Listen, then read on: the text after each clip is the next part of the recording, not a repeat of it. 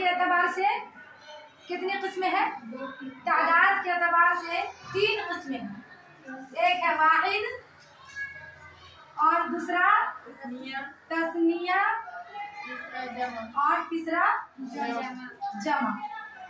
वाहिद किसको कहेंगे? वाहिद वो इसम है, वाहिद वो इसम है जो एक पर दलालत करे, जो एक पर दलालत। जैसे रजुलुन, रजुलुन बमाना एक आदमी, तो वाहिद हुआ वो। और उसके बाद क्या? तस्निया, तस्निया किसको कहते हैं? दो पर दलालत कहते हैं तस्निया, जो 2 पर दलालत करे। जैसे कि रजुलानी 2 मर्द हुआ ना, रजुलुन वाहिद हुआ, रजुलानी 2 हुआ, तस्निया हुआ। और इसमें क्या आया? जमा। और जमा, जमा किसको कहेंगे? जो 2 से ज्यादा हो, जो 2 से ज्यादा पर दलालत करे, यानी कि 3 या 3 से ज्यादा हो गया। 2 से ज्यादा क्या होगा? 3। और उससे आगे जितनी गिनतियां ले लीजिए, जमा में आ जाएगा जी। और उसके बाद देखिए वाहिद तो आ गया हमको बनाने, और तस्निया जमा ये तो समझ गए। उसके बाद तस्निया बनाने का एक तरीका होता है। वाहिद तो ऑलरेडी पहले से ही मौजूद रहता, उससे हमको तस्निया बनाना है, 2 बनाना है। तो तस्निया बनाने का क्या तरीका है? अब जैसे ये है रजुलुन, क्या है? रजुलुन। अब हमको तस्निया बनाए, ये क्या है? वाहिद है। क्या है? वाहिद। और इसको हमको बनाना है तस्निया। तस्निया कैसे बनाएंगे? अब जैसे रजुलुन है, तो ये हालत किसमें है? रफ़ई में। हालत रफ़ई कहते हैं पेश को, हालत रफ़ई में है। और रफ़ई किसको कहते हैं? जो पेश की हालत में हो, ठीक है। तो जब ये हालत रफ़ई में है, तो इसको बनाने का तरीका ये है कि जैसे रजुलुन, तो इसमें अलिफ मा कबल मफ्तू बढ़ाएंगे। कैसे? अलिफ से पहले यहाँ पे ज़बर डालेंगे। अलिफ मा कबल, मा कबल के माने होते हैं पहले। क्या होता है? पहले।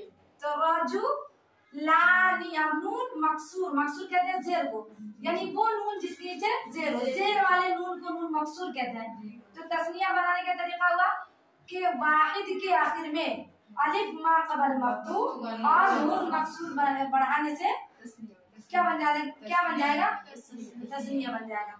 जैसे रजुलानी, ये किस में, किस सूरत में? हालत रफ़ई, यानी कि पेश वाली हालत में। आप जैसे यहाँ पर हो जाएगा रजुला, यहाँ पर रजुला, यानी कि ये जबर वाली हालत में हो गया, जबर वाली हालत में है।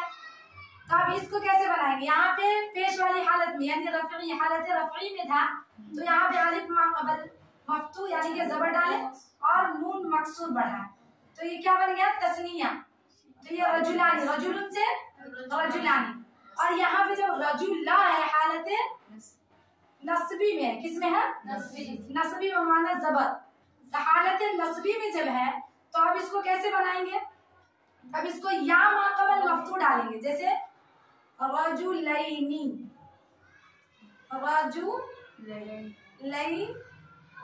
रजुलैनी, हालत यहाँ पे हालत रफ़ई था, और यहाँ पर हालत नस्बी और जर्री में भी है। जैसे रजुली, रजुली, तो ये हालत नस्बी और हालत जर्री, जर कहते हैं जेर को, ठीक है।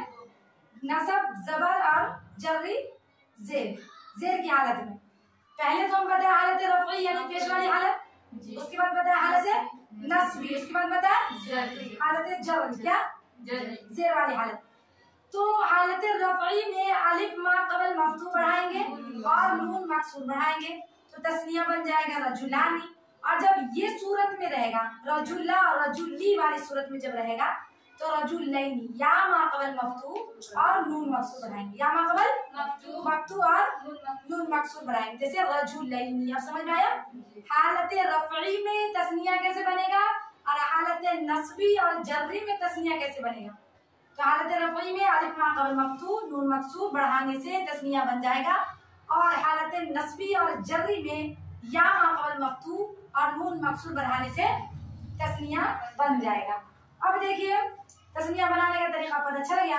तो वाहिद तो ऐसे ही मुतलकन रहता ही है, उसके बाद उससे हमको बनाना रहता है तस्निया और जमा। तो तस्निया बनाना तो सीख गया, हालत रफ़ई में भी, नस्बी और जर्री में भी। अब बचा क्या? जमा, जमा बचा ना।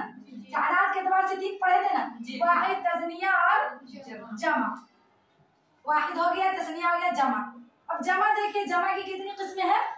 दो किस्में। जमा की दो किस्में हैं। एक हो गया जमा मुकस्सर और जमा सालिम। एक हो गया जमा मुकस्सर और दूसरा हो गया जमा सालिम।